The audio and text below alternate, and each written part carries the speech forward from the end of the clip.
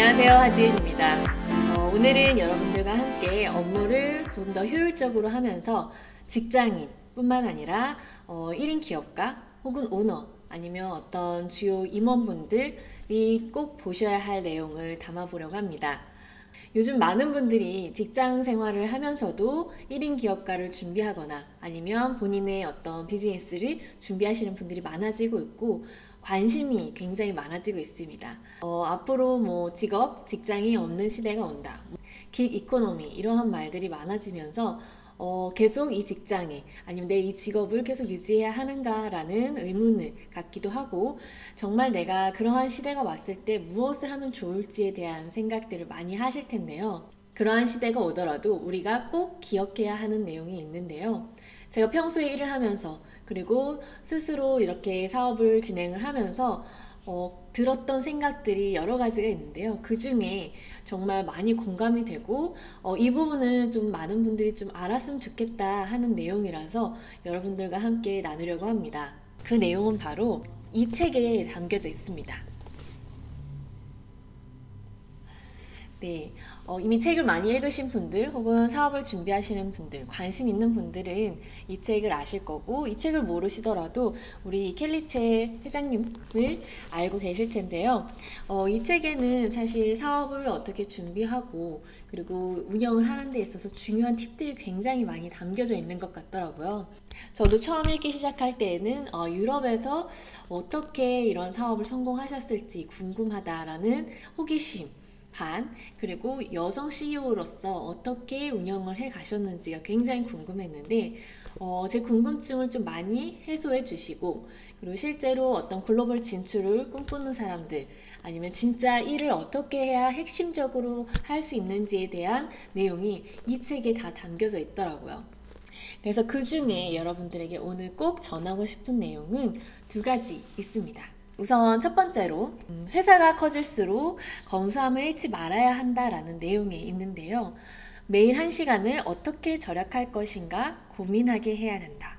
이 책에서 예를 든 내용은요. 불필요한 이메일을 보내서 다른 직원이 보게 하는 것도 그 사람의 시간을 빼앗는 행위다.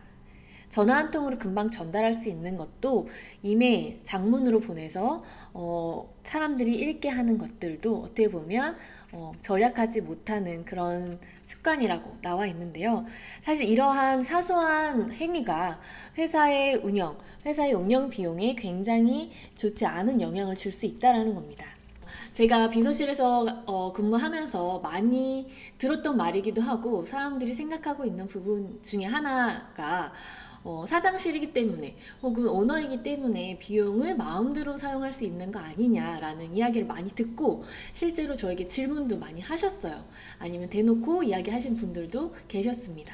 하지만 오너든 CEO든 사장님이든 누구든 회사에 소속돼서 그 회사의 업무를 한다면 회사의 운영비를 사용하는 것이기 때문에 마음대로 사용할 수 없고요. 그 예산에 무한대가 있다라는 것도 사실 있을 수 없겠죠. 네. 그리고 그렇게 되었을 때에는 사실 탄탄하지 않고 회사의 운영에 문제가 있을 거라는 것은 많은 분들이 알고 계실 겁니다.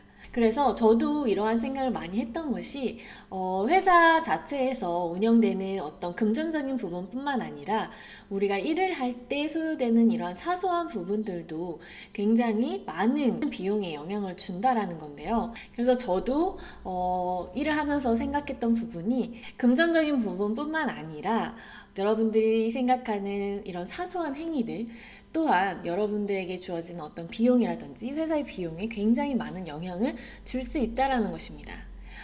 비서도 일을 할 때 가장 중점으로 둬야 하는 것이 저뿐만 아니라 이제 상사의 업무가 효율적으로 운영될 수 있도록 어떻게 보면 서포트를 하고 지원을 해야 되는데요.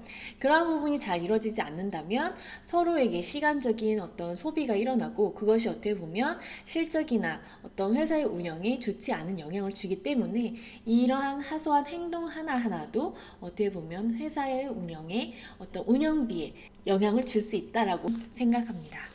그래서 이 켈리체 회장님은 이러한 말씀을 하셨어요. 켈리델리에서는 직원들에게 일을 할 때 그냥 일을 처리하는데 급급하기보다 조금 더 스마트하고 현명하게 생각할 것을 늘 강조한다.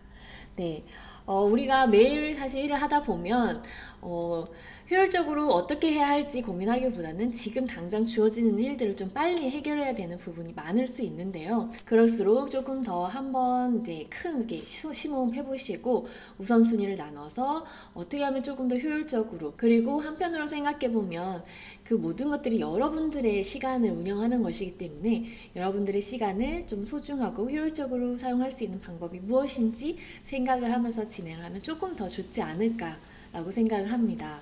그리고 두 번째로 제가 전하고 싶은 메시지는요. 기업가의 리더십에는 세 가지 유형이 있다라고 되어 있습니다. 지휘하고 통제한다, 믿어주고 바란다, 믿어주고 점검한다.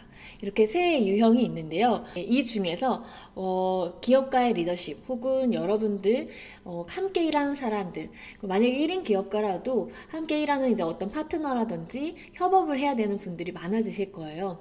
그럴 때 좀 유념을 많이 해야 되는 부분이 세 번째였던 것 같아요.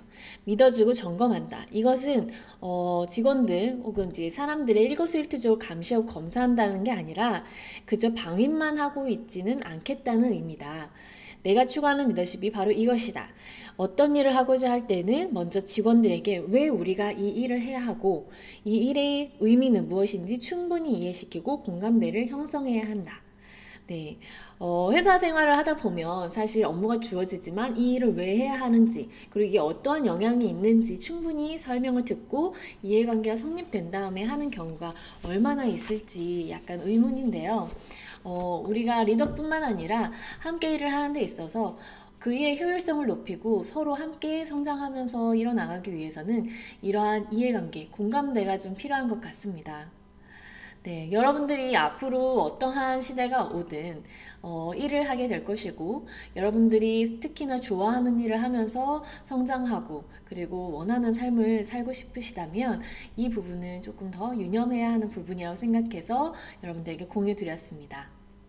업무를 효율적으로 한다라는 것, 그리고 뭐 1인 기업가나 창업가 아니면 뭐 CEO로서 내가 하고 싶은 일을 한다라는 것 자체가 어떻게 보면 혼자라기보다는 함께 해야 하고 많은 사람들의 도움이 필요한 위치에 있다라고 볼 수 있는데요.